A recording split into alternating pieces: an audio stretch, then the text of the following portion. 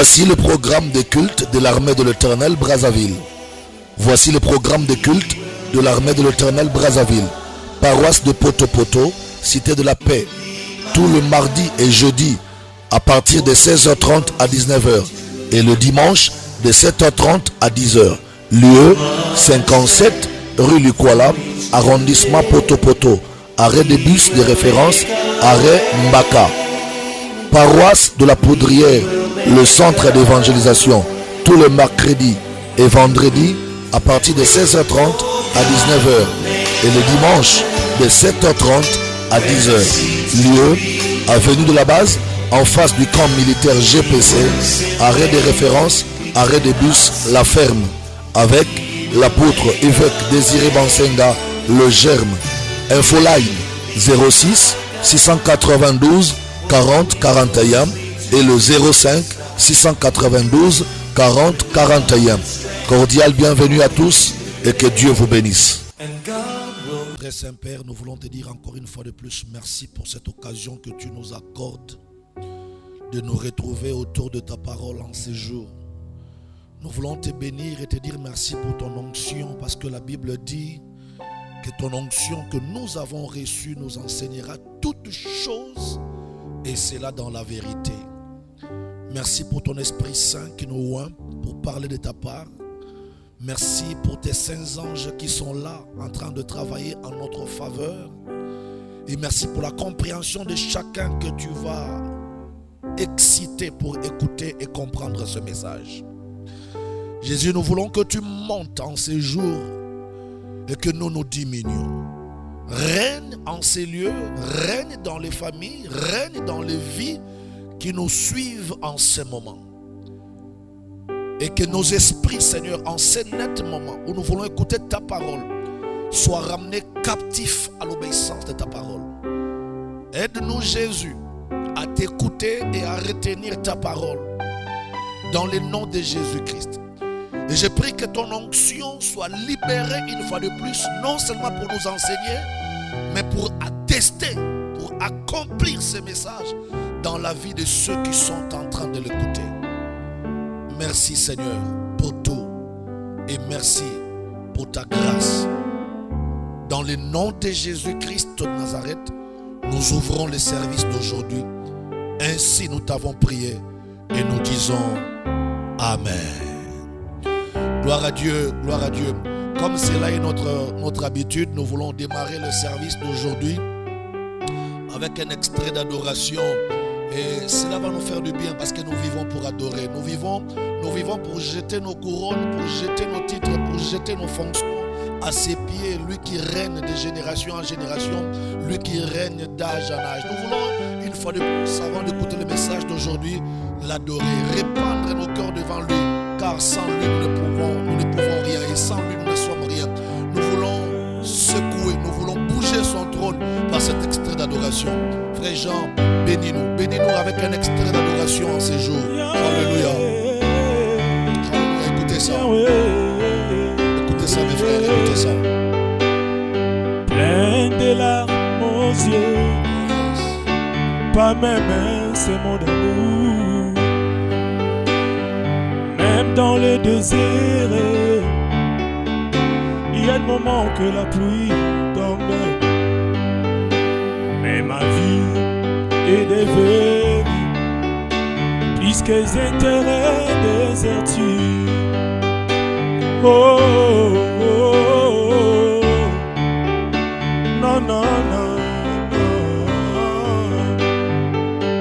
Tout est devenu noir, comme les nuits dans la forêt, semblable à une source larie, comme un chantier abandonné, sans force, sans espoir, l'inquiétude était mon partage. Oh, oh, oh, non, non, non.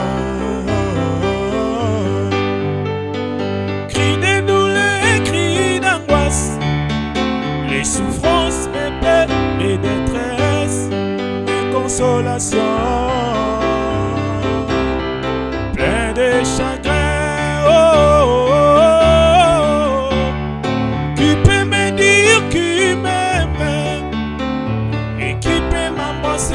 entre ses mains, il fait reposer sur son épaule. Je n'ai point trouvé, je suis désolé. Oh, oh, oh, non, non, non, non. Pendant ces moments de souffrance, il y a eu un ami qui me disait: il y a un homme qui m'a aimé et qui peut se charger de ma vie. Il s'appelait cet homme Jésus, qui le disait qu'il est plein d'amour. Jésus,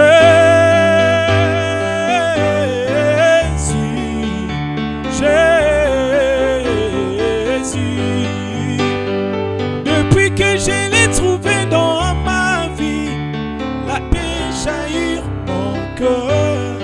Oh oui, caresse-moi par ta main douce, mon âme dorée. Yahweh. Oh, oh, hey.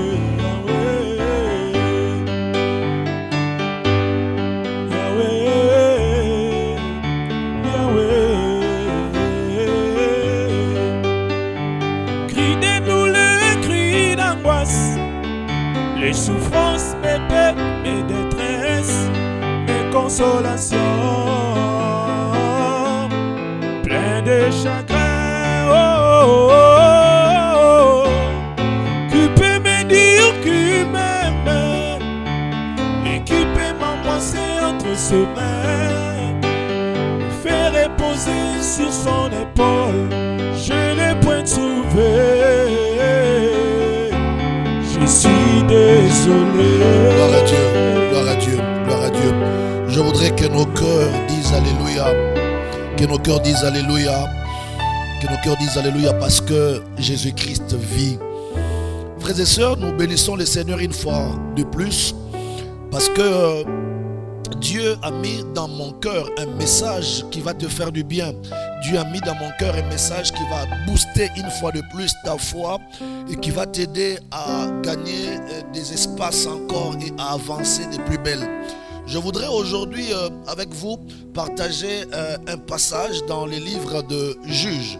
Juges chapitre 7. Juges chapitre 7.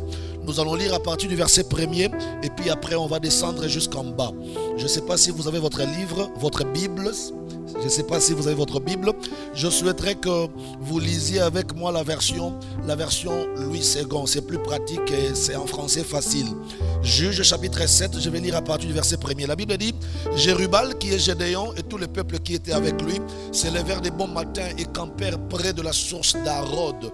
Les camps des Madians étaient au nord de Gédéon, vers la colline des Morées dans la vallée. L'Éternel dit à Gédéon: le peuple que tu as avec toi est trop nombreux pour que je livre Madian entre ses mains. Madian pourrait en tirer gloire contre moi et dire: c'est ma main qui m'a délivré. Publie donc ceci aux oreilles du peuple, que celui qui est craintif et qui a peur s'en retourne et s'éloigne de la montagne des Galades. 22 000 hommes parmi les peuples s'en retournèrent et il en resta 10 000. L'Éternel dit à Gédéon: le peuple est encore trop nombreux. Fais-le descendre vers l'eau et là je t'en ferai les triages. Celui dont je te dirai que celui-ci aille avec toi, ira avec toi. Et celui dont je te dirai que celui-ci n'aille pas avec toi, n'ira pas avec toi. Et Gédéon fit descendre le peuple vers l'eau. Et l'Éternel dit à Gédéon: tous ceux qui lapperont l'eau avec la langue, comme lappe le chien, tu les sépareras de tous ceux qui se mettront à genoux pour boire. Ceux qui lapperont l'eau en la portant à la bouche avec leurs mains furent au nombre de 300 hommes. Et tout le reste du peuple s'est mis à genoux pour boire. Et l'Éternel dit à Gédéon: c'est par les 300 hommes qui ont lappé que je sauverai, que je vous sauverai et que je livrerai Madian entre tes mains. que tous les restes du peuple s'en aillent chacun ce soir. On prit les vivres du peuple et ses trompettes. Puis Gédéon envoya tous les hommes d'Israël, chacun dans sa tente. Et il retint le 300 hommes. Le camp des Madians était au-dessous de lui dans la vallée. Et l'Éternel dit à Gédéon pendant la nuit, lève-toi, descends au camp, car j'ai livré entre tes mains. Car je l'ai livré entre tes mains. Le verset 10, si tu crains de descendre, descends-y avec Pura, ton serviteur. Tu écouteras ce qu'ils diront, et après cela, tes mains seront fortifiées. Descends donc au camp. Il descendit avec Pura, son serviteur, jusqu'aux avant-postes de camp. Madian, Amalek et tous les fils de l'Orient étaient répandus dans la vallée comme une multitude de sauterelles. Et leurs chameaux étaient innombrables, comme le sable qui est sur le bord de la mer. Gédéon arriva et voici un homme racontait à son camarade un songe. Il disait, j'ai eu un songe et voici un gâteau de pain d'orge roulé dans les camps des Madians. Il est venu heurter jusqu'à la tente et elle est tombée. Et la tente est tombée. Gloire à Dieu. Je voudrais lire encore un autre extrait de la Bible et puis nous allons passer à l'histoire de la Bible et puis après je vais te fixer par rapport à la révélation. Prenons la Bible dans le livre de Psaume. Psaume chapitre 33. Psaume 33, le verset 16. Nous lisons la parole de Dieu. Psaume chapitre 33, le verset 16. Écoutez comment la Bible dit dans Psaume 33, le verset 16. La Bible dit, ce n'est pas une grande armée qui sauve le roi, ce n'est pas une grande force qui délivre les héros. Je reprends, ce n'est pas une grande armée qui sauve le roi, ce n'est pas une grande force qui délivre les héros. Le cheval est impuissant pour assurer le salut et toute sa vigueur ne donne pas la délivrance. Voyez-vous, le verset 18 nous dit, voici l'œil de l'Éternel est sur ceux qui le craignent, sur ceux qui espèrent en sa bonté. Parole du Seigneur. Nous pouvons nous rasseoir au nom de Jésus. Frères et sœurs, le texte que nous venons de lire est très important parce que ce texte va nous aider à rentrer, n'est-ce pas, dans l'histoire de la Bible. Vous savez, comme je l'ai toujours dit, lorsqu'un orateur apporte un sermon basé sur un texte, il est important de comprendre et de suivre la lecture de ce texte parce que la révélation sortira, émanera, n'est-ce pas, de ce texte que nous venons de lire. Tout à l'heure, nous avons lu un passage très important où la Bible nous renseigne que ce n'est pas une grande armée qui sauve le roi, ce n'est même pas la force de cette armée qui va délivrer le roi. Et on nous rassure encore, on nous dit encore que le cheval, même le cheval est impuissant pour sauver les héros. Mais l'œil de l'Éternel est sur ceux qui les craignent. L'œil de Dieu est tourné, les regards de Dieu est braqué sur ceux-là qui les craignent. Mais avant de rentrer dans ces passages de psaumes que je venais de lire, laissez-moi vous fixer par rapport à la Bible, par rapport à l'histoire de Gédéon. La Bible nous dit que les enfants d'Israël en ce moment étaient en conflit face aux Madianites. Et vous savez, en Israël, à chaque instant que les enfants d'Israël se méconduisaient devant Dieu, Dieu avait une habitude de susciter, de fortifier les peuples voisins d'Israël pour que ces peuples deviennent comme un fouet, comme un bâton à la main de Dieu. Donc c'est comme ça que vous remarquerez dans l'histoire d'Israël, Israël n'avait comme ennemi que ce voisin parce que c'est Dieu qui fiait les voisins d'Israël et les voisins remontaient contre Israël comme punition de Dieu pour ramener Israël à l'ordre. Donc Dieu se servait des voisins d'Israël pour punir Israël à chaque fois que Israël s'écartait de sa volonté, à chaque fois que Israël se méconduisait. Et là encore, la Bible nous parle du peuple madianite, ce peuple qui a été fortifié par Dieu pour venir frapper Israël. Et la Bible nous dit qu'en ces temps-là, les Madianites étaient tellement forts, ils se sont levés et les Madianites ont commencé à piller les enfants d'Israël, à détruire la réserve des enfants d'Israël, et c'était compliqué. C'était à l'époque de juge Gédéon. Parce qu'en ces temps-là, Israël n'avait pas encore de roi. En ces temps-là, Israël n'était pas dirigé par des rois, mais Israël était dirigé par des juges. Et vous savez que dans la période des juges, il il a existé un juge qu'on a appelé Gédéon. Gédéon était un garçon qui est sorti en Israël au moment où Israël était sous la domination, n'est-ce pas, des Madianites. Les Madianites montaient contre Israël, pillaient, ravageaient, tuaient et détruisaient tout à leur passage. Et cette histoire a beaucoup fait mal aux enfants d'Israël. C'est comme ça que la Bible nous dit qu'Israël criait encore à l'Éternel. Mais quand Israël va crier à l'Éternel, l'Éternel va écouter, n'est-ce pas, les cris des enfants d'Israël. C'est comme ça que Dieu va alors susciter Gédéon. Et Gédéon va s'élever pour aller affronter les Madianites. Le Seigneur fortifie Gédéon et Israël pour aller affronter les Madianites. Donc Gédéon va s'élever et va prendre avec lui 32 000 soldats.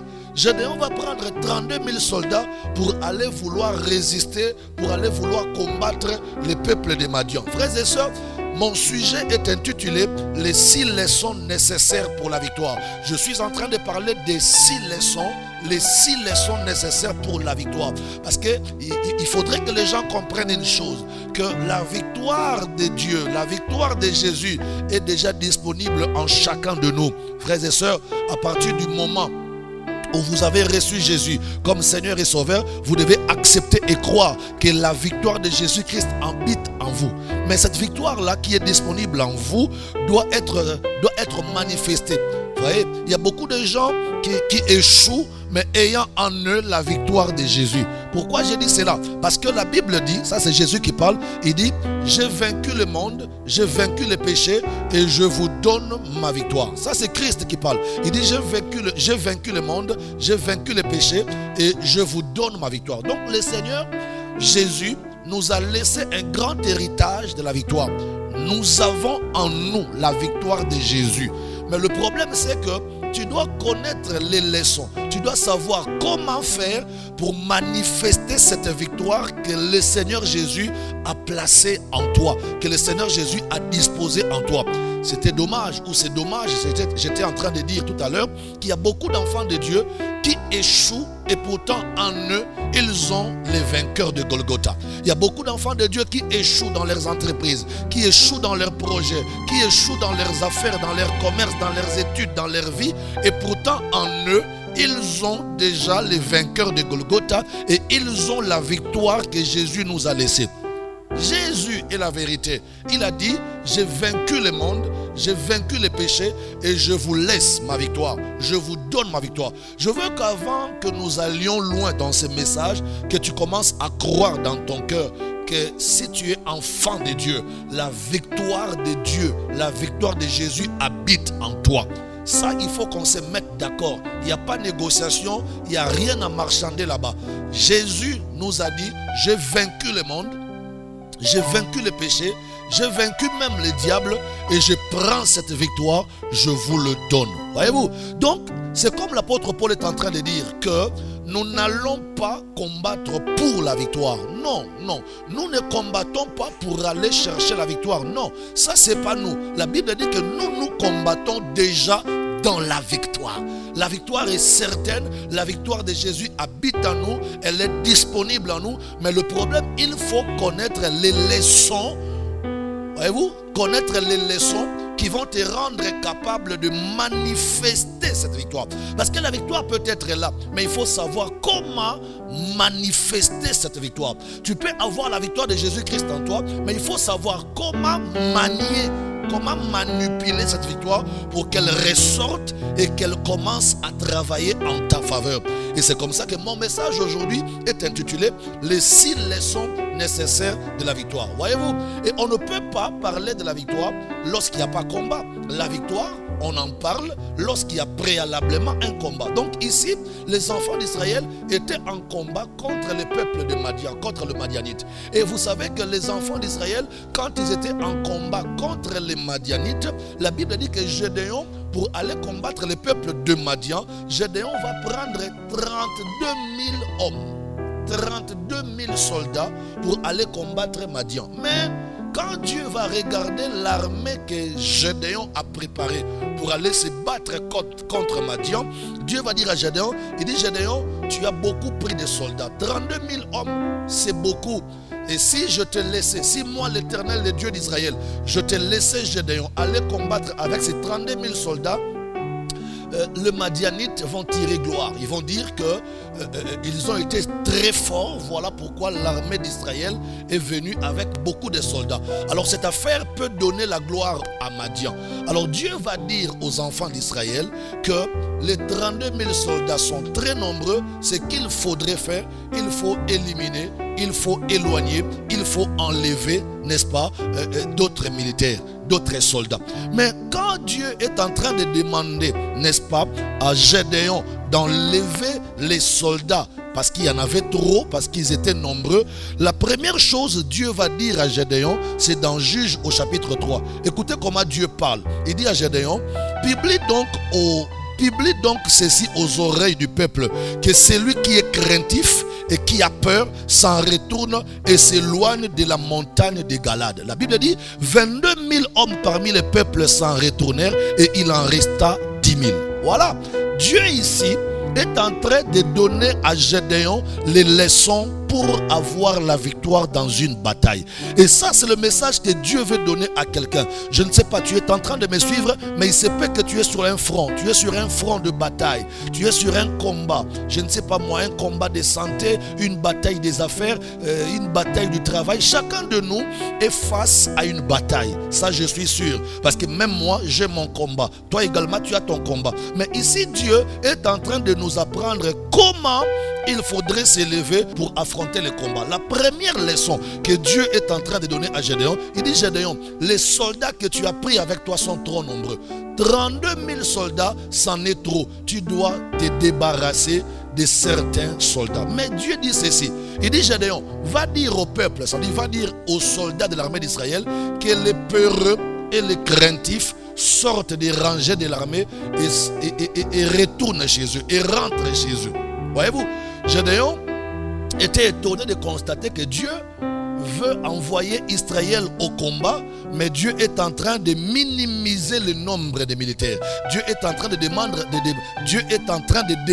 à Gédéon de réduire le nombre de soldats. Alors, pour réduire le nombre de soldats, la première leçon que Dieu va donner à Gédéon, il dit Gédéon, va dire aux soldats d'Israël, les 32 000 que tu as là-bas, dis-leur que celui qui a peur, que celui qui est craintif sorte de l'armée et rentre chez lui à la maison. Gédéon pensait que Dieu était en train de jouer parce que Gédéon ne pouvait pas imaginer que dans les 32 000 soldats qu'il avait, il y avait des craintifs et des peureux. Mais quand Gédéon va arriver devant l'armée d'Israël, Gédéon va dire à ses soldats, l'Éternel me dit de vous dire que ceux qui sont craintifs et peureux sortent des rangées pour rentrer chez eux à la maison. Sur place, en un instant, la Bible nous dit que sur les 32 000 soldats qui étaient là, 22 000 soldats ont manifesté leur peur. Ils ont témoigné à Gédéon que nous avons peur, on ne peut pas continuer pour aller faire la bataille. Donc sur les 32, 22 000 se sont retirés et Gédéon est resté là avec 10 000 soldats. Alors Dieu dit à Gédéon, Gédéon, tu as vu, tu voulais prendre 32 000 soldats pour aller combattre Madian, mais voilà que dans les 32 000, il y avait 22 000 hommes qui étaient peureux, qui étaient des craintifs. Bien-aimés dans le Seigneur, frères et sœurs, excellents enfants de Dieu, je veux que vous compreniez déjà la première leçon pour arriver à la victoire. Tu ne peux pas vaincre, tu ne peux pas remporter la bataille devant qui que ce soit, devant quoi que ce soit, si tu n'as pas banni la crainte. Ça, c'est le premier élément. Ne peut remporter la victoire dans une bataille que celui qui veut aller combattre en bannissant la crainte. Bannissez la crainte, enlevez la crainte, enlevez la peur. Parce que la peur ne peut pas t'aider à remporter la bataille. La peur ne peut pas t'aider à remporter la victoire. Tous ceux-là qui ont placé la peur, la crainte en avant-plan n'ont jamais remporté de grandes victoires dans leurs combats et dans leurs batailles. Et c'est ce que Dieu a voulu faire comprendre à Gédéon. Il dit, Gédéon, tu dois enlever de l'armée tous ceux qui sont craintifs, tous ceux qui ont peur. C'est-à-dire tous les soldats qui avaient peur, tous les soldats qui étaient craintifs, Gédéon, tu dois les laisser repartir chez eux à la maison. Tu n'iras pas avec eux au combat. La première leçon, frères et sœurs, mesdames et messieurs, la première leçon pour avoir la victoire dans ta vie, tu dois éviter la peur. Tu dois éviter la crainte. La peur ne profite jamais à un soldat. La peur, la crainte ne profite jamais à un enfant de Dieu. Vous savez, je vais vous dire quelque chose de très important. La crainte et la peur sont des armes que le diable utilise pour détruire la vie des enfants de Dieu. Regardez très bien dans la Bible, vous verrez que tous ceux qui ont été détruits par le diable a utilisé la peur, le diable a utilisé la crainte pour les détruire. Et ça, c'est très dangereux. Tu ne peux pas faire de grandes choses avec Dieu. Tu ne peux pas faire des exploits avec Dieu. Tu ne peux pas aller loin avec Dieu si tu n'as pas enlevé de toi la crainte et la peur. La peur, la crainte, c'est une arme fatale que le diable utilise contre nous, les enfants de Dieu, contre toi, un enfant de Dieu. Vous savez, je vais vous dire quelque chose de très important. Lorsque Pierre était dans la barque et qu'il voulait commencer à marcher sur les eaux comme Jésus, parce que à la 4e veille de la nuit, Pierre dans une barque avec les autres disciples vont voir une silhouette d'un homme marchant sur les eaux. Alors Pierre va crier fantôme, fantôme. Alors le Seigneur qui était en train de marcher sur les eaux va rassurer Pierre et les autres apôtres pour dire ce n'est pas un fantôme mais c'est moi le Seigneur. Alors Pierre va dire au Seigneur, si c'est toi le Seigneur, ordonne que moi aussi je marche sur les eaux et que je vienne vers toi. Alors le Seigneur Jésus répond à Pierre, il dit bon d'accord, alors sors de la barque, commence à marcher, viens vers moi. Et Pierre sortit de la barque. Mesdames et messieurs, en dehors de Jésus, la seule personne qui a fait quelques pas sur les eaux, c'est l'apôtre Pierre. Mais écoutez, ce que Pierre a commencé, il n'a pas fini ça. Pourquoi Pierre n'a pas fini ça? Il est sorti de la barque, il a commencé à marcher sur les eaux, il a fait quelques pas. Mais après avoir fait quelques pas, la Bible nous dit que Pierre, voyant que la mer était aussi grande et voyant que la tempête était aussi forte, Pierre eut peur. Il eut peur. Et c'est quand Pierre commençait à avoir peur que Pierre a commencé à s'enfoncer dans l'eau du lac de Tibériade. Voyez-vous, la peur précédera ton naufrage. La peur va précéder ton échec. La peur va précéder, ton chaos, ta chute. Vous savez, tous ceux qui ont peur dans la vie, tous ceux qui ont peur d'avancer avec Dieu ne peuvent pas faire de grandes choses. Les craintifs, les peureux ne peuvent pas faire de grandes choses. Les craintifs et les peureux ne peuvent pas aller loin. Regardez, Pierre qui avait déjà fait quelques pas marchant sur les eaux va se retrouver sous l'eau en train de s'enfoncer. Pourquoi? Parce qu'il a commencé à développer la peur. Frères et sœurs, pendant que je suis en train de parler, je menace l'esprit de peur en toi au nom de Jésus. Je menace l'esprit de crainte en toi au nom de Jésus. Tu n'as pas besoin d'avoir peur parce que la Bible déclare que celui qui est en toi est plus grand et plus fort que celui qui est dans ce monde. Est-ce que tu crois à cela? Quand on ne peut pas enlever la peur, quand on ne peut pas bannir la peur, on ne peut pas faire de grandes choses avec Dieu. Et ici, on a vu comment la peur a animé Pierre et Pierre a commencé à s'enfoncer dans l'eau. Pierre commençait à s'enfoncer dans l'eau. Pourquoi? Parce qu'il avait peur. Et ici, Dieu dit à Gédéon, Gédéon, tu ne partiras pas, n'est-ce pas? Tu ne partiras pas avec ces soldats-là, aussi nombreux qu'ils sont, si parmi eux, il y a des peureux. C'est comme ça que Dieu a dit à Gédéon, Gédéon, tu dois enlever les peureux, tu dois enlever les craintifs dans les rangées de l'armée d'Israël. Frères et sœurs, vous savez, je vais vous faire une confidence, où je vais vous faire remarquer quelque chose. Quand vous lisez dans la Bible, je ne sais pas si vous avez une Bible électronique, mais allez-y dans votre Bible électronique, tapez l'expression ne crains point ou ne crains pas. Vous verrez que l'expression ne crains pas ou ne crains point revient 365 fois dans la Bible. Cela veut dire, si l'expression ne crains point revient dans la Bible 365 fois, ça veut tout simplement dire que Dieu veut que chaque jour, tu ne craignes pas. Parce que l'année a 365 jours Et si la Bible reprend 365 fois, ne crains pas, ça veut dire que Dieu veut que chaque jour, tu ne craignes pas. Lundi, ne crains pas. Mardi, ne crains pas. Mercredi, ne crains pas. Jeudi, vendredi, samedi, dimanche, ne crains pas. Janvier, ne crains pas. En février, ne crains pas. En mars, ne crains pas. En avril, ne crains pas. Jusqu'en septembre, octobre, novembre, décembre, ne crains pas. Dieu veut que nous bannissions la peur. Nous devons enlever la peur parce qu'avec la peur, on ne peut pas espérer gagner une bataille. Et la première leçon que le Seigneur veut nous donner aujourd'hui pour avoir la victoire, la première leçon nécessaire pour avoir la victoire en tant qu'enfant de Dieu, tu dois bannir la crainte, enlève la peur.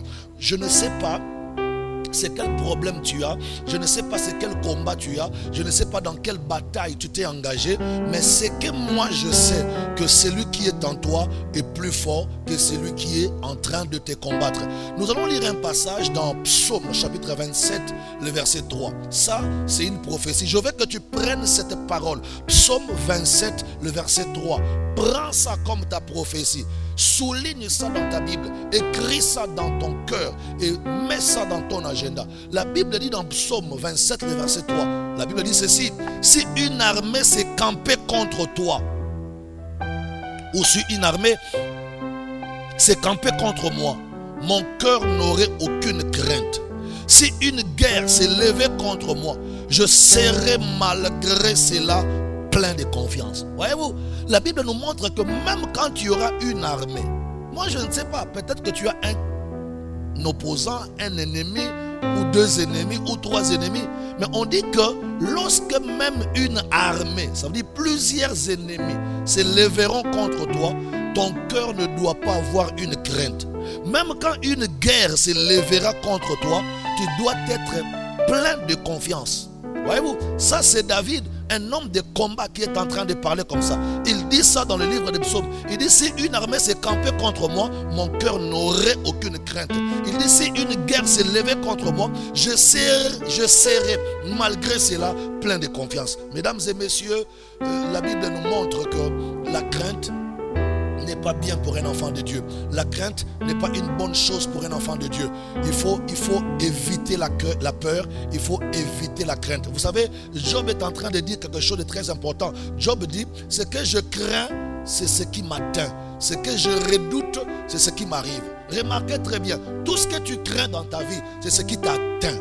Ce que tu redoutes là, c'est ce qui t'arrive. Donc, dans la vie, en tant qu'un enfant de Dieu, tu dois éviter de craindre. Tu dois éviter d'avoir peur. Parce que la peur ne peut pas profiter à un enfant de Dieu. La peur profite au diable. Quand on a peur, ce n'est pas nous qui profitons. Quand on a peur, c'est le diable qui profite. Quand on a peur, le diable acclame, le diable applaudit. Parce que le diable sait que celui qui a peur ne résistera pas devant lui. Celui qui craint n'avancera pas devant lui. Et Dieu dit à Gédéon, tu as 32 000 soldats, c'est bien par rapport au numérique, par rapport au nombre, mais dans les 32 000 hommes que tu as, il y a 22 000 qui sont des craintifs. Frère, c'est très dangereux d'être peureux dans la vie, c'est très dangereux d'être craintif dans la vie, et c'est même très dangereux de travailler, de fonctionner, d'opérer, de cheminer avec les gens qui ont peur et qui sont des craintifs. Ils seront là toujours en train de te décourager, en train de t'empêcher d'avancer. Ils seront là toujours en train de dramatiser, en train de compliquer les choses. Pourquoi? Parce qu'ils ont peur. La peur profite au diable, mais pas aux enfants de Dieu. La crainte profite au diable, mais pas aux enfants de Dieu. Et la première leçon nécessaire que tu dois retenir pour avoir la victoire dans ta vie, tu dois bannir la crainte. Tu dois abolir la peur. Un peureux n'ira jamais loin. Un peureux n'avancera pas. Un craintif ne peut pas faire de grandes choses avec Dieu. Ça, c'est la première leçon nécessaire, n'est-ce pas? La première leçon nécessaire pour arriver à la victoire. La deuxième leçon, nous sommes toujours dans le livre de Juges. Aidez-moi, dans le livre de Juges, nous allons voir Juges chapitre 7 toujours. Nous irons maintenant au verset 6. Juges 7, le verset 6. Écoutez comment la Bible déclare. Je monte un peu plus haut, au verset 4. Juge 7, le verset 4. La Bible dit ceci. L'Éternel dit à Gédéon, le peuple est encore trop nombreux. Fais-le descendre vers l'eau. Et là, je t'en ferai l'étriage. Celui dont, n'est-ce pas, celui dont je te dirai que celui-ci aille avec toi, ira avec toi. Et celui dont je te dirai que celui-ci n'aille pas avec toi, n'ira pas avec toi. Gédéon fit descendre le peuple vers l'eau. Et l'Éternel dit à Gédéon, tous ceux qui laperont l'eau avec la langue comme lappe le chien, tu les sépareras de tous ceux qui se mettront à genoux pour boire. Ceux qui lapèrent l'eau en la portant à la bouche par le main, firent au nombre de 300 hommes. Et tout le reste du peuple s'est mis à genoux pour boire. Alors l'Éternel dit à Gédéon, c'est par ces 300 hommes seulement qui ont lapé que je vous sauverai et que je livrerai Madian entre tes mains. Frères et sœurs, lorsque les enfants d'Israël se sont retrouvés à 10 000, ils étaient à 32 000. 22 000 viennent de quitter. 22 000 viennent de partir parce qu'ils étaient des craintifs et des peureux. Ils sont restés à 10 000.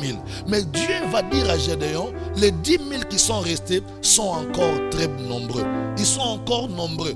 Je ne peux pas, moi, vous laisser combattre contre Madian avec 10 000 soldats. Madian pourrait en tirer gloire. Madian va commencer à dire qu'ils étaient plus forts. Voilà pourquoi Israël a pris avec lui 10 000 soldats. Je veux que vous diminuiez encore le nombre des soldats. Ça, c'est la deuxième leçon qui arrive. Alors Dieu va dire à Gédéon, pour voir les gens qui vont t'accompagner en bataille, parmi ces 10 000, je vais te montrer comment tu feras le triage. Prends ces 10 000 personnes, amène-les encore dans les eaux.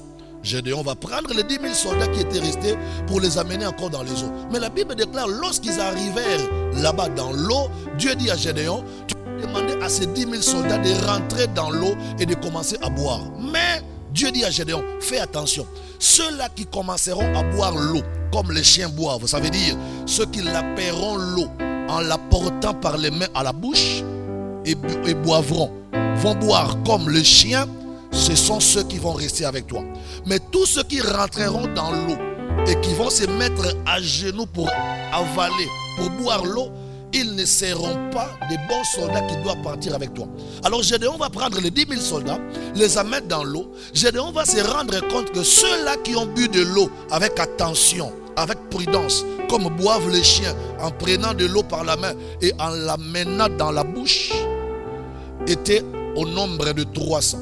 Donc Gédéon se rend compte que sur les 10 000 personnes qu'il avait amenées dans l'eau devant Dieu pour boire de l'eau, 9 700 soldats vont s'agenouiller dans l'eau pour boire.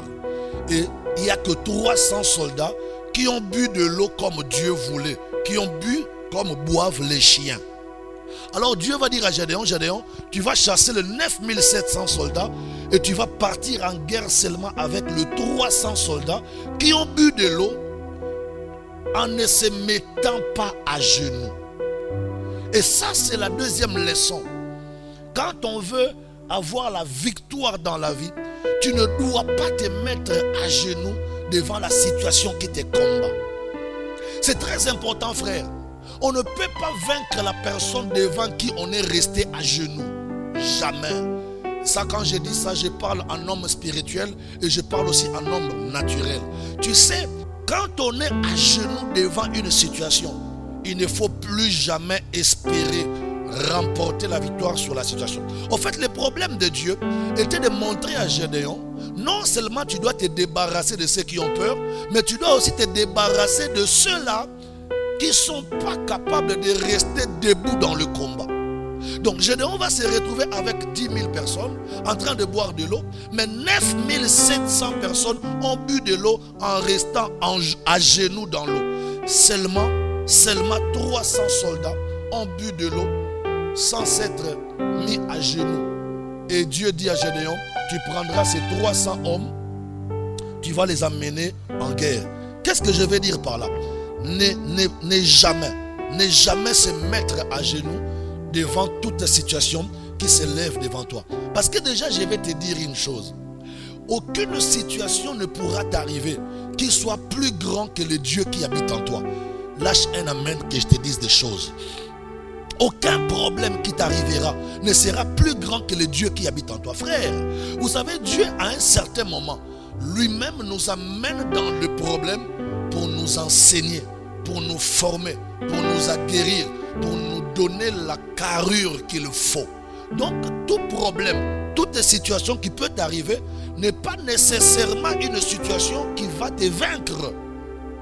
Et c'est ce que Dieu voulait faire comprendre à Gédéon. Que tu ne dois pas t'hasarder à aller en guerre avec les gens qui se mettent facilement à genoux.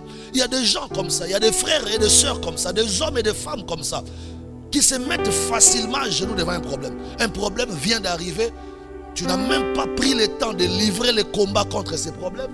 Un problème vient d'arriver, tu n'as même pas pris le temps de prier pour ce problème. Une situation vient de se soulever, tu n'as même pas pris le temps de jeûner pour ce problème. Directement, tu tombes à genoux, tu fléchis devant ces problèmes. Non, aucune situation, aucun problème ne peut arriver dans la vie d'un enfant de Dieu et qui soit plus grand, plus fort que cet enfant de Dieu. Je vais vous donner un passage de la Bible pour justifier ce que je suis en train de dire. Allons-y dans 1 Corinthiens. 1 Corinthiens chapitre 10, le verset 13. Écoutez comment l'apôtre Paul parle. 1 Corinthiens 10, le verset 13. L'apôtre Paul dit ceci: aucune tentation ne vous est survenue qui n'ait été humaine. Et Dieu qui est fidèle ne permettra pas que vous soyez tentés au-delà de vos forces. Alléluia. Mais avec la tentation, Dieu préparera aussi le moyen d'en sortir afin que vous puissiez la supporter. Est-ce que tu entends ces choses? La Bible dit qu'aucune tentation ne vous est survenue qui n'ait été humaine. Et le Dieu fidèle ne permettra pas que vous soyez tentés au-delà de vos forces. Maintenant, attendez, nous allons essayer de paraphraser ces versets bibliques. On va enlever le mot tentation pour mettre le mot combat. Ok? Est-ce que tu as ta Bible avec toi? On enlève le mot tentation, on va mettre le mot combat. Alors, allons-y relire 1 Corinthiens 10, 13. On va dire ceci: aucun combat, ou bien si vous voulez, aucune bataille ne vous est survenue qui n'ait été humaine. Et Dieu qui est fidèle ne permettra pas que vous soyez combattus au-delà de vos forces. Qu'est-ce que cela veut dire? Ça veut tout simplement dire que tout combat, toute situation, tout problème qui va se présenter devant toi est déjà inférieur à la force que Dieu a placée en toi. Et c'est ce qu'il ne faut jamais oublier. C'est pourquoi j'ai dit à quelqu'un: tout problème qui va se déclarer contre toi est déjà vaincu au nom de Jésus. Toute situation qui va se déclarer contre toi est déjà vaincue au nom de Jésus. Tout homme, toute femme qui va se lever contre toi est déjà tombé et vaincu au nom de Jésus. Pourquoi? Parce que la Bible dit qu'aucune tentation, aucun combat, aucune bataille ne vous est survenue qui n'ait été humaine. Et qu'est-ce que Dieu fait? On dit, et Dieu qui est fidèle ne permettra pas que vous soyez tentés au-delà de vos forces. Autrement dit, le Dieu qui est fidèle ne permettra pas que vous soyez combattus au-delà de vos forces. Frère, retenez ça jusqu'à votre mort. Tout combat qui va vous arriver, toute épreuve qui va t'arriver, toute situation qui va se lever contre toi, tout problème qui va se lever contre toi ne sera jamais plus fort que la grâce que Dieu a placée en toi. En fait, beaucoup de gens échouent, beaucoup de gens perdent la bataille. Pourquoi? Parce qu'ils oublient ces principes. Beaucoup de gens oublient que celui qui est en eux est déjà plus grand que celui qui est dans ce monde. Beaucoup de gens oublient que la force, la grâce que Dieu a placée en eux est très forte par rapport aux problèmes et aux situations qui peuvent arriver devant. Alors je dis à quelqu'un, sois fort. Je dis encore à quelqu'un, sois fort. Je ne veux pas connaître le nom de ton combat. Je ne veux pas connaître le nom de ta bataille. Je n'ai pas besoin de connaître le nom de la situation qui se lève contre toi. Mais je veux seulement te rappeler. Je veux seulement te rappeler qu'aucun problème, aucune situation ne t'arrivera qui soit au-delà des forces que Dieu a placées en toi. Retiens ça. Vis avec ça. Marche avec toi. Tu es un homme fort. Tu es une femme forte. Et ça, c'est la deuxième leçon de ceux-là qui veulent avoir la victoire. J'ai parlé de la première leçon. La première leçon, c'est bannir la crainte et la peur. La deuxième leçon, ne jamais se mettre à genoux devant la situation qui peut t'arriver. On va lire dans Proverbe 18. Écoutez, Proverbe 18, le verset 14. Proverbe 18, le verset 14. La Bible dit ceci: l'esprit de l'homme le soutient dans la maladie, mais un esprit abattu, qui le relèvera? On dit, l'esprit de l'homme le soutient dans la maladie, mais un esprit abattu, qui le relèvera? Qu'est-ce que ces versets veulent nous dire? Ces versets, ces passages veulent tout simplement nous dire que même quand on est dans la maladie, même quand on est dans des situations, même quand on est dans des problèmes, même quand on est dans des difficultés, tu dois être soutenu par ton esprit. Il faut que ton esprit te soutienne. Il faut que ton esprit soit fort pour te relever dans ta maladie, pour te relever dans ton combat, pour te relever dans ta situation. Quand ton esprit n'est pas fort, ça veut dire quand ton esprit ne connaît pas ces choses, le combat arrivera, les situations arriveront et toi tu ne pourras pas réussir à vaincre ces choses. Tu ne pourras pas vaincre ces combats et vaincre ces batailles-là. Et la troisième leçon nécessaire, c'est toujours dans le livre de Juges. Juges au chapitre 7. Est-ce que tu es là? Quelqu'un est avec moi ici. Est-ce que tu es là? Juges 7. Juges 7, le verset 8. Écoutez comment la Bible dit. Là, je vais parler de la troisième leçon. La troisième leçon pour avoir la victoire en tant qu'enfant de Dieu. La troisième leçon, c'est dans Juges 7, le verset 8. Écoutez, la Bible dit ceci. On prit les vivres du peuple et ses trompettes. Puis Gédéon renvoya tous les hommes d'Israël, chacun dans sa tente. Et il retint les 300 hommes qui sont restés avec lui. Le camp de Madian était au-dessous de lui dans la vallée. Ce qui m'intéresse, c'est la dernière phrase. On dit quand Gédéon est resté avec les 300 hommes qu'il avait retenus pour amener en guerre, on nous dit que le camp des Madianites était en dessous de Gédéon. Je veux que vous compreniez cette situation géographique. On dit que le camp des Madianites était en dessous. Ça veut dire que si les Madianites étaient en dessous, Gédéon était en dessus. Gédéon en haut et les Madianites en bas. Et ça, c'est la troisième leçon nécessaire pour arriver à vaincre en tant qu'enfant de Dieu. Vous savez, quand la Bible nous montre la position géographique de Gédéon et des Madianites, on comprend directement que Gédéon et ses 300 hommes étaient en haut et les Madianites ainsi que leurs soldats étaient en bas. Et qu'est-ce qui peut nous placer en haut? Lorsqu'on est dans un combat, lorsqu'on est dans une bataille spirituelle, lorsqu'on est en train de livrer une bataille dans le spirituel, qu'est-ce qui peut nous garder en haut par rapport à nos ennemis? Parce que Gédéon est resté en haut et les Madianites sont restés en bas. Mais qu'est-ce qui a permis que Gédéon reste en haut? Il est resté en haut de la vallée et les Madianites sont allés en bas de la vallée. La seule chose qui peut te maintenir plus haut, la seule chose, je voulais dire, qui peut te maintenir plus haut dans ton combat, dans ta bataille, c'est ta capacité de prier. La vie de prière te rendra capable d'être toujours en haut, d'être toujours supérieur. Frère, je vais vous dire une chose. Ce qui est gagné spirituellement sera gagné physiquement. Mais ce qui est perdu spirituellement sera aussi perdu physiquement. Et c'est ça le grand problème. Nous devons comprendre en tant qu'enfants de Dieu que le monde physique que nous voyons, que nous touchons, est régi par le monde spirituel.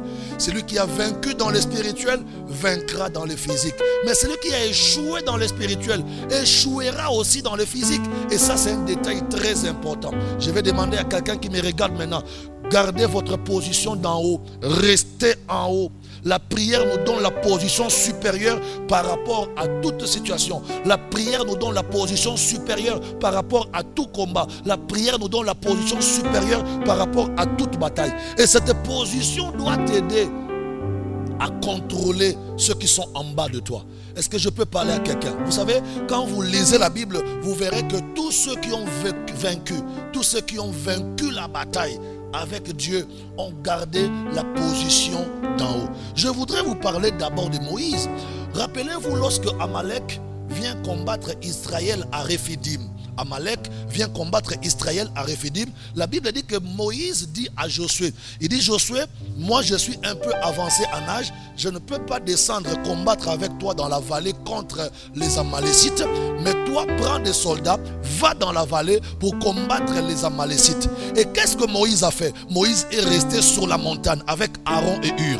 Quand vous lisez dans le livre des Nombres le combat d'Israël contre Amalek, vous verrez que la victoire que Josué avait dans la vallée était déterminée par ce qui s'est passé sur la montagne. Waouh! Je reprends ce que je vais dire. les choses ou la victoire qui s'est passée dans la vallée du combat était déterminée par les choses qui s'est passées sur la montagne de la prière. La Bible nous dit que lorsque les mains de Moïse étaient élevées, Josué et Israël avaient la victoire. Mais quand les mains de Moïse étaient fatiguées et que Moïse baissait les mains, Josué et Israël avaient la défaite. Donc ça veut dire quoi? Ça veut dire que la force physique, la victoire physique que Josué pouvait avoir dépendait de la force spirituelle, et ça dépendait de la victoire spirituelle que Moïse avait sur la montagne. Et c'est ça le secret des grands champions. C'est pourquoi je vais reprendre encore ce que j'ai dit tout à l'heure. Ce qui est perdu spirituellement sera perdu physiquement. Mais ce qui est gagné spirituellement sera gagné physiquement. Sois un vaillant guerrier qui commence à gagner d'abord dans le spirituel. Frère, si dans le spirituel tu n'as pas vaincu, tu ne vaincras jamais dans le physique. Car le monde spirituel s'impose sur le monde physique. Le monde spirituel est plus fort que le monde physique. Celui qui est perdant dans le monde spirituel sera toujours perdant dans le monde physique. Mais celui qui est gagnant dans le monde spirituel sera toujours gagnant dans le monde physique. Regardez, Israël était déjà gagnant par Moïse. Pourquoi? Parce que Moïse était sur la montagne. Waouh! Moïse est sur la montagne, mais Gédéon sur la colline. Donc tous ceux qui ont vaincu sont des gens qui ont appris qu'il faut monter dans les hauteurs. Je dis à quelqu'un, monte dans les hauteurs. Manque tout, mais ne manque pas les hauteurs. Monte dans les hauteurs. Monter dans les hauteurs veut dire maintenir plus haut sa vie de prière. Maintenir plus haut sa capacité de prier. Nous, dans l'armée de l'Éternel, nous disons quelque chose de très important. Que celui qui est capable de prier est capable de tout. Quand tu es capable de prier, tu es capable de vaincre tes ennemis. Quand tu es capable de prier, tu es capable d'être honoré. Quand tu es capable de prier, tu seras capable d'être célébré. Quand tu es capable de prier, tu seras capable de monter sur des grandes plateformes. Mais celui qui n'est pas capable de prier ne pourra pas vaincre ses ennemis et ne pourra pas aller plus loin. Écoutez, Moïse, par ses mains levées sur la montagne, il a donné la victoire à Josué qui était dans la vallée. En dehors de Moïse, il y a aussi un homme de Dieu dans la Bible qui a vaincu dans sa situation, qui a vaincu sa situation par rapport à la montagne. La Bible nous parle du grand prophète Élie. Avez-vous entendu parler du prophète Élie? Oui, c'est l'icône de la prophétie dans la Bible. Élie, la Bible déclare, quand il n'y avait pas de pluie en Israël pendant 3 ans et 6 mois, pour que Élie rappelle la pluie. My God. Pour que Élie chasse la sécheresse et rappelle la pluie. Qu'est-ce que Élie a fait? Élie n'est pas allé dans des palais. Il n'est pas allé dans des salles d'attente. Élie n'est pas allé dans des auditoires. Pour que Élie rappelle la pluie en Israël, Élie est monté sur la montagne. Et là-bas sur la montagne, il s'est mis à genoux pour commencer à prier. Alors, qu'allons-nous dire de notre Seigneur Jésus? Qu'allons-nous dire de notre Seigneur Jésus? La Bible dit que Jésus-Christ, notre Dieu, notre Seigneur, avant de commencer son ministère en Galilée, la Bible dit quand il est sorti de l'eau du baptême. Suivez-moi très bien. Quand Jésus est sorti de l'eau du baptême, avant d'aller commencer son ministère à Galilée, la Bible déclare, la Bible dit que l'Esprit conduisit Jésus dans la montagne. Il est allé dans le désert et sur la montagne. Et c'est là où Jésus s'est mis à prier. Jésus a payé le prix. Il a prié pendant 40 jours et 40 nuits pour présenter à Dieu son ministère de 3 ans et demi.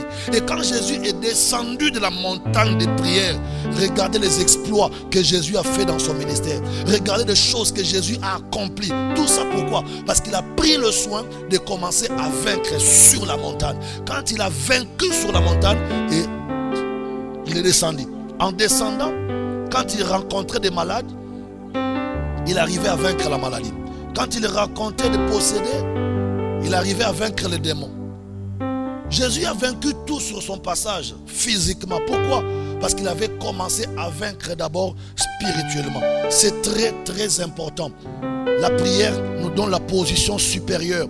La prière nous rend supérieurs par rapport à nos ennemis. Ça c'est le troisième principe de la victoire quand on est enfant de Dieu. Et la quatrième leçon pour avoir la victoire en tant qu'enfant de Dieu, tu dois être capable d'écouter et de savoir ce que Dieu dit de toi. Tu dois être capable d'écouter et de savoir ce que Dieu dit de toi. Beaucoup de gens vivent sur terre, mais ne savent pas ce que Dieu a dit sur eux. Et c'est comme ça que beaucoup de gens embrassent les échecs. Beaucoup de gens embrassent les chaos parce qu'ils ne connaissent pas ce qu'ils sont devant Dieu. Ils ne connaissent pas ce que Dieu dit d'eux. Ils ne connaissent pas comment le ciel le regarde. Écoutez, Gédéon, le même Gédéon qui a vaincu plus tard Madian, ne savait pas ce que Dieu disait de lui. Et le jour où Gédéon a su ce que Dieu disait de lui, c'est le jour où la vie de Gédéon était boostée. Parce que Gédéon ne savait pas ce que Dieu disait de lui, et parce que Gédéon ne savait pas ce que le ciel pensait de lui, Gédéon avait un langage de minable. Gédéon disait toujours aux gens, je suis le plus petit dans ma famille est la plus pauvre à Manassé. Nous sommes des perdants. Il avait un langage négatif, Gédéon. Pourquoi? Parce qu'il ne savait pas ce que Dieu et le ciel disaient de lui.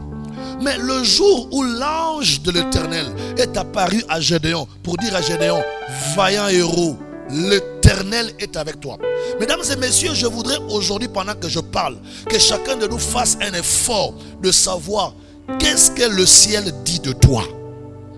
Qu'est-ce que Dieu dit de toi? Tu sais, quand on ne connaît pas ce que Dieu dit de toi, tu vas marcher comme un monsieur normal, comme une femme quelconque.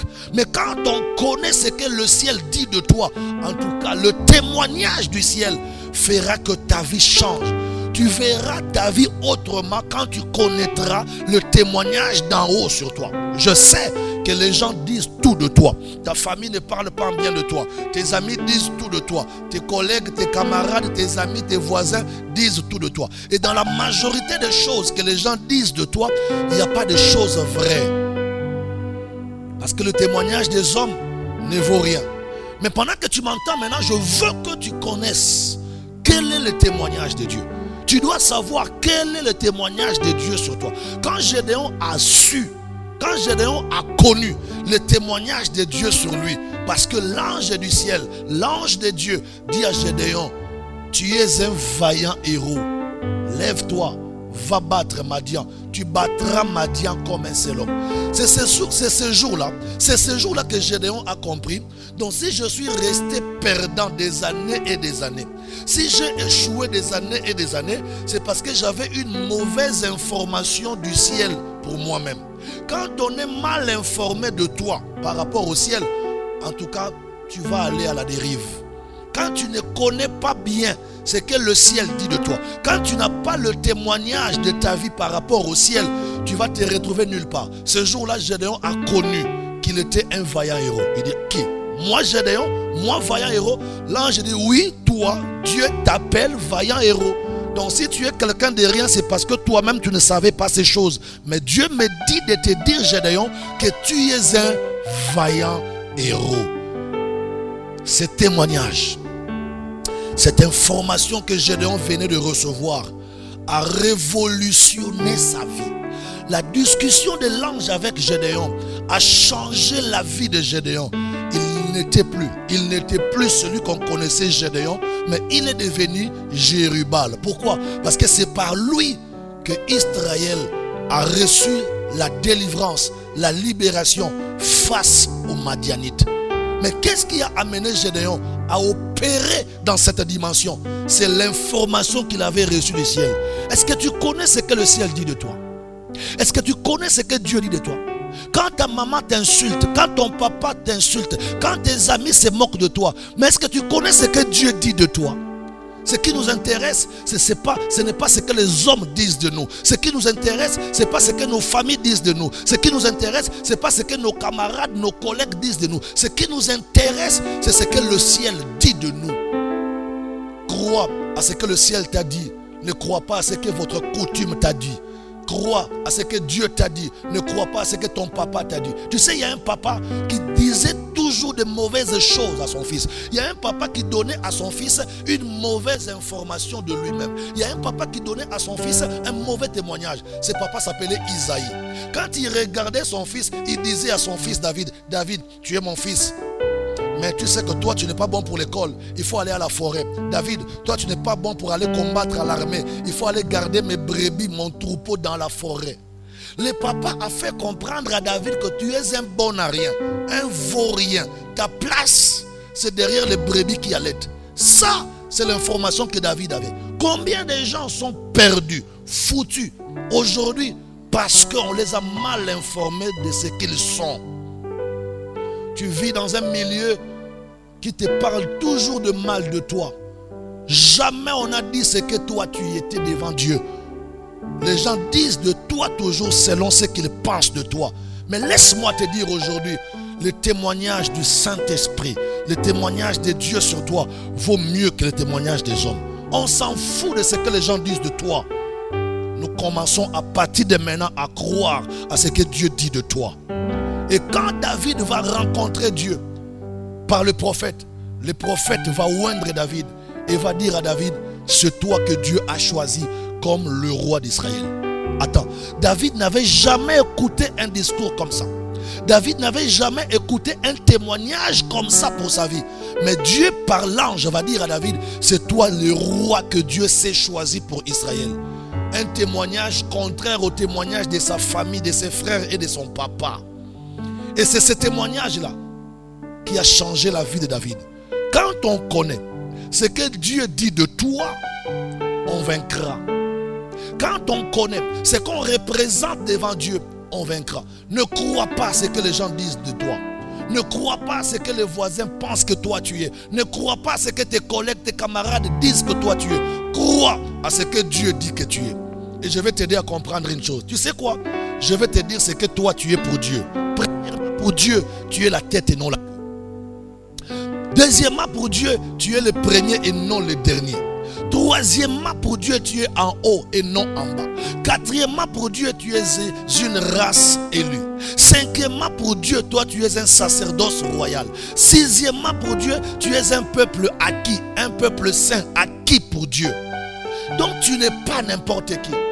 Nous faiblissons, nous fléchissons, nous craquons souvent parce que le monde nous dit des choses qui ne sont pas vraies. Mais quand tu entendras, quand tu connaîtras ce que Dieu dira de toi, tu prendras de l'envol, tu prendras de la force. C'est pourquoi la Bible déclare que celui qui espère en l'Éternel renouvelle sa force et il prend de l'envol comme un aigle. Je veux que tu espères en ce que Dieu te dit. Dieu n'a pas dit que tu es un vaurien. Dieu n'a pas dit que tu es un homme petit. Dieu n'a pas dit que tu es un raté. Dieu a dit que tu es son fils, tu es sa fille. Tu es la tête, tu es en haut, tu es le premier. Rentre dans la Bible pour écouter le témoignage de Dieu sur toi. Vous savez, quand tu veux échouer, dans ce monde, reste devant la télévision, reste devant la radio pour écouter ce que le monde dira de toi. Reste devant tes amis, devant tes camarades pour écouter ce qu'ils diront de toi.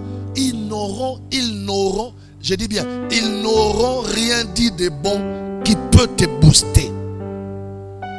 Les quelques fois que tu entendras les autres dire de bonnes choses de toi, sache qu'ils sont en train de te préparer pour te flatter. Mais quand Dieu veut parler sur toi, Dieu te connaît plus que les hommes. Dieu te connaît plus que ton papa. Dieu te connaît plus que ta maman. Dieu connaît en toi ce que les hommes ne connaissent pas en toi. Dieu connaît de toi ce que les hommes ne connaissent pas de toi. Alors, fais confiance en Dieu. Espère en Dieu. Place ta confiance en lui. Et sois capable d'écouter ce que Dieu dit de toi. Gédéon, Dieu lui dit, avant de livrer la bataille, j'ai déjà parlé de toi à un Madianite. Je dis ce que tu es à un soldat madianite. Descends dans la vallée et tu entendras ce que les Madianites disent de toi. C'est moi qui leur ai dit ce que tu es. Quand Gédéon descend, Gédéon va écouter un soldat madianite en train de parler de lui. Il parle d'un songe. Il dit, j'ai rêvé la nuit. Un gâteau était en train de rouler et ce gâteau a fait tomber toutes les tentes des Madianites. Et la personne qui était en train de dire ces songes-là, il dit, certainement le gâteau que j'ai vu là, en train de dévaster les temples, c'est Gédéon d'Israël qui est en train de monter et de venir contre nous.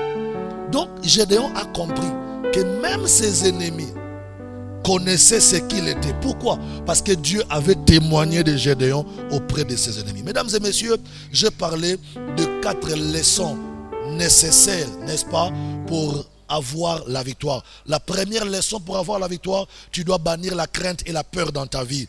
Sans la crainte, qu'est-ce que j'ai dit? Avec la crainte et la peur, tu ne peux pas avoir des victoires dans ta vie. La deuxième leçon, tu ne dois pas te mettre à genoux et craindre les situations et les problèmes qui t'arrivent. La troisième leçon, tu dois te placer toujours plus haut par rapport à ceux qui te combattent au moyen de la vie de prière et de jeûne.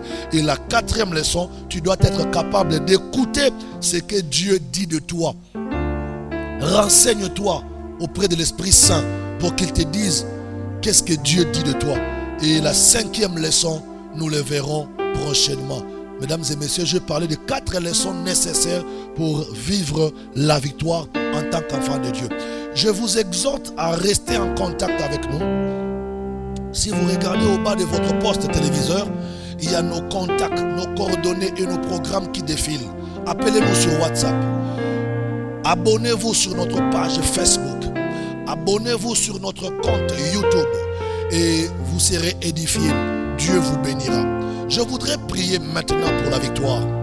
Avant de clôturer ces messages, je voudrais prier pour la victoire. Si tu es avec moi, je veux que tu te concentres et que tu libères ta foi. Si possible, étends ta main vers moi.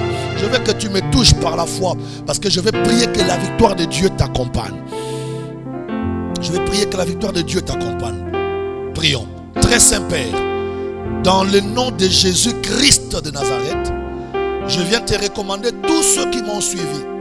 Papa, ma prière en ce net moment est que l'échec soit brisé, que l'échec tombe, que l'échec libère et lâche la vie de ton peuple, et que la victoire que tu nous as promise après ta mort, après ta résurrection, soit le partage de chacun de nous. Là où tu es en train de prier avec moi, que Dieu combatte pour toi, qu'il livre tes ennemis en spectacle, que tes ennemis tombent à tes pieds, qu'ils deviennent ton marchepied. Monte sur tes ennemis, renverse-les, paralyse-les, reçois la victoire sur eux, marche sur eux au nom de Jésus. Que tout ce qui te fatiguait, que tout ce qui t'anéantissait, que tout ce qui te faisait peur, que tout ce qui t'a mené dans les échecs et dans les chaos soit brisé maintenant au nom de Jésus. Reçois la victoire. Tout ce que tu feras, tu vaincras. Tout ce que tu entameras, tu réussiras. Que ta main soit bénie et que l'Éternel, le Dieu d'Israël, combatte avec toi dans ton camp et livre entre tes mains toute situation, toute opposition et tout ennemi qui s'est levé contre ta vie. Au nom de Jésus-Christ de Nazareth, nous avons ainsi prié avec foi et nous disons Amen. Waouh, gloire à Dieu. On va finir ces messages en beauté avec un extrait d'adoration. Je suis un adorateur, j'aime Jésus, j'aime adorer Jésus. Je me dis que lorsque je manquerai des mots, lorsque je manquerai la force pour aller loin dans la prière, je laisserai mon cœur dire des paroles. Je laisserai mon cœur dire des mots que les oreilles ne peuvent pas écouter dans l'adoration. Alors adorons ensemble le Seigneur avec ces morceaux. Si le frère Jean Maestro amène-nous dans cet extrait d'adoration, nous voulons finir en beauté dans la joie avec Dieu. Alléluia. Chantez ça avec nous. Oh, soki totomboli yote, totombola nane, Emmanuel la, tobelela nane, Emmanuel, tobeleli yote, tobelela nane, Emmanuel la, il est là, papa, Emmanuel, Emmanuel, fongolela ngalola, Emmanuel, sopelela ngakembo na yo, Emmanuel, fongolela ngalola, Emmanuel, sopelela ngakembo na yo kiposa komata, yakomata na lola, oh yakoyemba na banche, na yo nayoki posa komata yakomata na lola yakoyemba na banche emae fongolelanga lola yawe emae sopelelanga nkembo nayoki posa komata yakomata na lola ebongo yakoyemba na banche tikalola kofogwama tomona bikamwa elongo na banjelo tosimba bikamwa nayoki posa komata yakomata na lola elombe yakoyemba na banje emae fongolelanga lola lole fongwama emae sopelelanga nkembo nayoki posa komata yakomata na lola elombe yakoyemba na ba toyoki posa komata yakomata na lola ebongo yakoyemba na banje lelo soki totomboli yo te totombola nanye Emmanuelela Yesu mobali ya maloba Que Dieu vous bénisse, on acclame très fort pour Jésus.